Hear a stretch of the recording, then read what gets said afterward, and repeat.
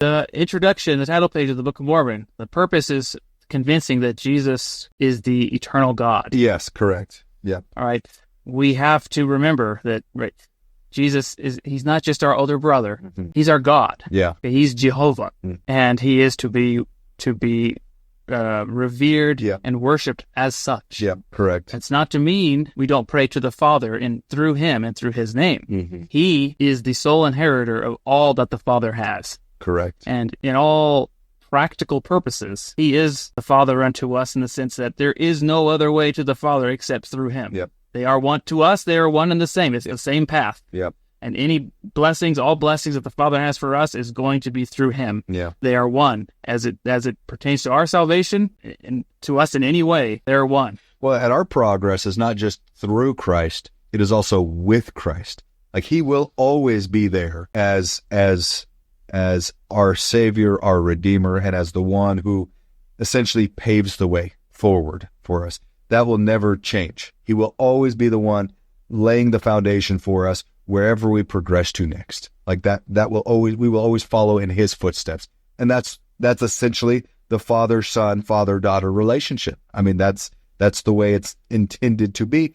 And frankly, that's the blessing and the privilege the Father has given Christ. That's the authority he has given him because of his faithfulness and his righteousness and who he is. That's correct. Yeah. It's beautiful.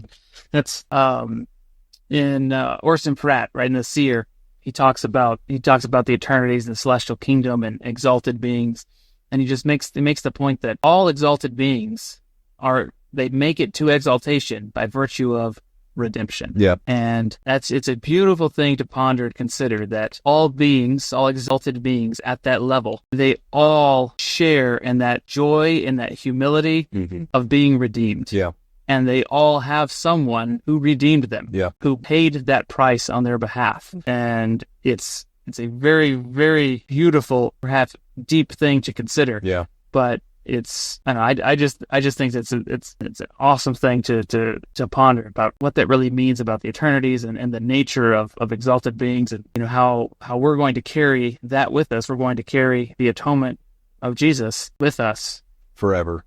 Well, if it were not so, and I know we're diverging a little bit here, but if that were not the case, we're definitely not diverging. If that were not the case, consider the situation.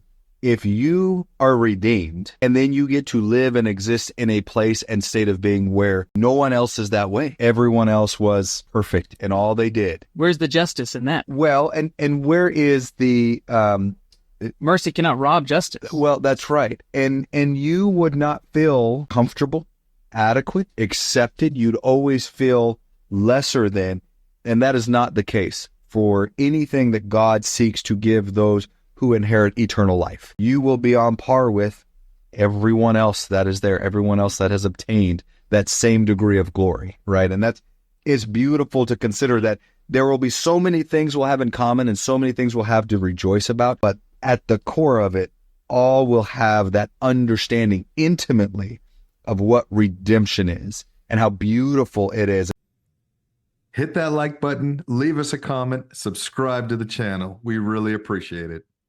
They may seem like little things, but liking, commenting, it helps the algorithm push our content out to more people. So it's our small way of sharing the gospel in a social media age.